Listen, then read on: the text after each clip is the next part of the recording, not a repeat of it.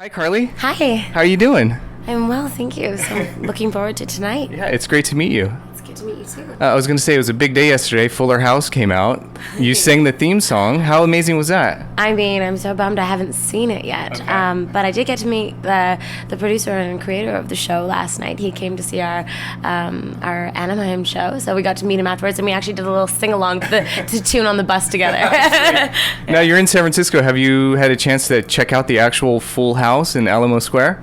I made a priority of it. Yeah, You we did? actually stopped by 15 minutes before sound check and squeezed it in. Yeah. Sweet. Yeah. Did you take some pictures, put them on Instagram or anything like that? I confess I'm guilty. We posted a picture on Instagram in front of the house. Perfect. Yes.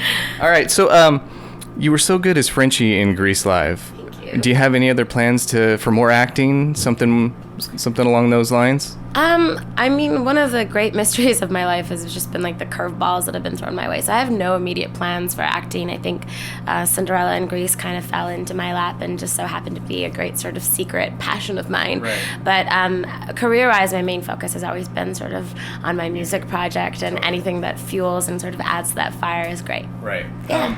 So now, your album Emotion, Rolling Stone, they said it was in their top 50 last year, top 5 on Time Magazine, and Spin top 25. Is it fair to say that there's something for everything, something for everyone on that album, and was that intentional? Oh, well, first of all, it's incredible to be a part of those lists. It was a huge surprise and an amazing feeling that we weren't expecting. I had a couple mission statements with the making of this album, and one of those was to make a pop album of maturity that adults could embrace and enjoy too. And I think they are. And that means a lot to me. Yeah. I have a quote from the New York Times here. They said, "Emotion is brimming with potential radio singles." So which one do you think is going to be next?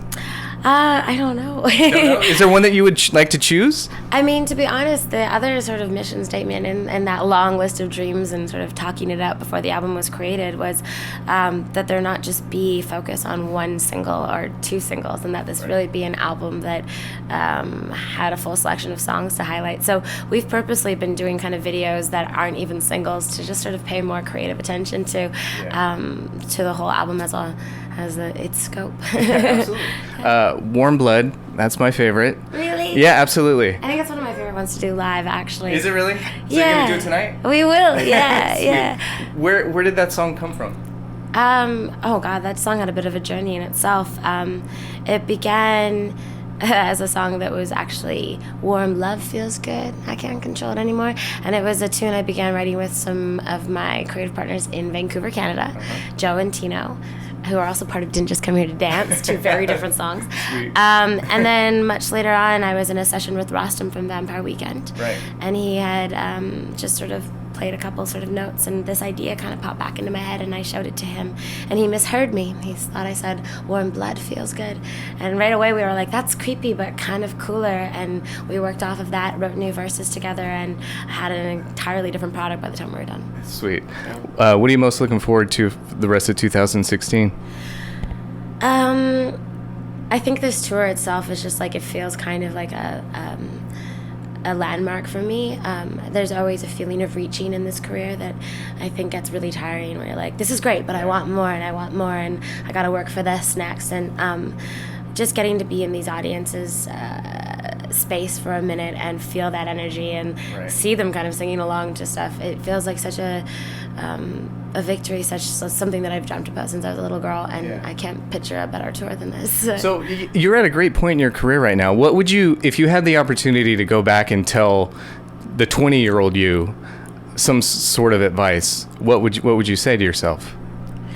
My 20-year-old self learned a lot of the lessons that I think gave me the stamina for this lifestyle, because I was tested quite early on with the types of tours and the types of obstacles, kind of whether or not I was in this for the money or the passion. And I'd say for any 20-year-old going into this, obviously you want to make a life of it, but if you don't have the passion, you won't last. It's as simple as that. So I would just tell my 20-year-old self to calm down a little bit, because I probably was stressed out about things that I didn't need to be.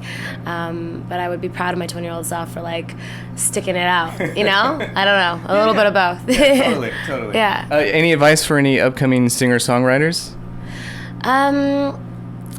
I think one of the greatest sort of breakthroughs for me in songwriting was the hunger and humiliation of just showcasing it, even when it wasn't ready. I got to a place in Vancouver where there was lots of open mics and sort of coffee shops, and I was creating like music nights among friends and hosting them so that we could have a platform for performing songs that we had written. Yeah. And if it's a safe community of people to do that, you can learn a lot by being open to criticism and letting a song that's fresh off the boat be judged by peers who are loving and ready to kind of critique it. And I think that was like a really like important stage in my writing, and I would encourage anyone who's young to go out there and not keep it all locked in, but share even when it feels too soon. Sweet. Yeah. Who's on your playlist right now? Christine and the Queens is one of my favorites. I'm also into this Spanish artist who I can't remember the name of, but I'm driving my band crazy with it because I keep playing it every morning. And then, you know, I'm also really like kind of digging into a lot of the work that some of the past producers from my project have been involved in, just because in the back of my mind I'm also percolating the idea of when will I start writing for this next project. Yeah. Absolutely. So I've been listening a lot to I guess you always got to think that way though, right? Yeah. Do you have like a whole notebook of songs that you haven't made yet? I wish I was that organized. They're not like in one place, but I have like a scatterbox of material from when I started writing, like 17 till now.